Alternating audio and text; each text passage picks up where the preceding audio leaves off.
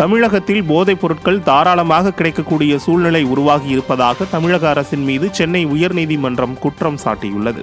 இது தொடர்பான வழக்கு கிருஷ்ணகுமார் மற்றும் பாலாஜி அமர்வில் வந்தபோது நீதிபதிகள் தமிழகத்தில் போதைப் பொருட்கள் தாராளமாக கிடைக்கக்கூடிய சூழல் உருவாகியுள்ளதாகவும் இதனால் மாணவர்களின் எதிர்காலம் பாழாகிவிடும் என்றும் வேதனை தெரிவித்தனர். கடத்தல் நுண்ணறிவு பிரிவில் காவலர்கள் குறைவாக உள்ளதாக சுட்டிக்காட்டிய நீதிபதிகள் காவல்துறை அளித்த அறிக்கை திருப்திகரமாக இல்லை என்று கூறி வழக்கை வரும் செப்டம்பர் 19ஆம் தேதிக்கு ஒத்திவைத்தனர்.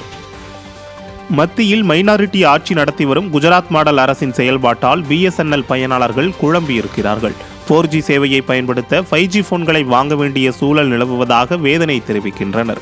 தனியார் நிறுவனங்கள் எல்லாம் தரமான 5G சேவைகளை வழங்கிக் கொண்டிருக்கும் சூழலில் அரசு நிறுவனமான BSNL இப்போதுதான் 4G சேவையை வழங்க தயாராகி கொண்டிருக்கிறது. இந்த 4G சேவையை 700 MHz பிரீமியம் ஸ்பெக்ட்ரம் பேண்டிலும் பைலட் கட்டத்தில் 2100 MHz பேண்டிலும் வழங்க இருப்பதாக தகவல் வந்துள்ளது. இதில் 2100 MHz பேண்ட் மட்டுமே 4G பேண்ட் எனவும் அது போதுமான அளவில் இல்லாததால் 5G சேவைக்கு பயன்படுத்தப்படும் 700 MHz பிரீமியம் ஸ்பெக்ட்ரம் பேண்ட் கூடுதலாக பயன்படுத்த இருப்பதாகவும் தகவல் வெளியாகியுள்ளது.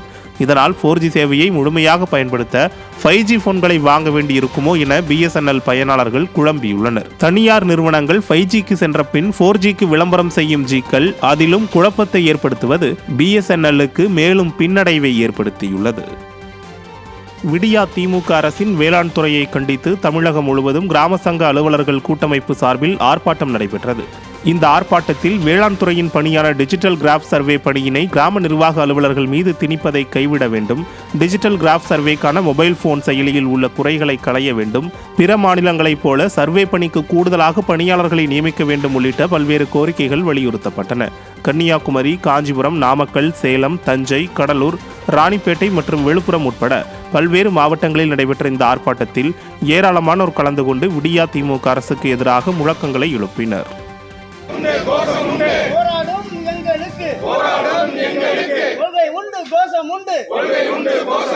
வெற்றி உண்டு தோல்வி இல்லை. தமிழக அரசு நியமித்திடு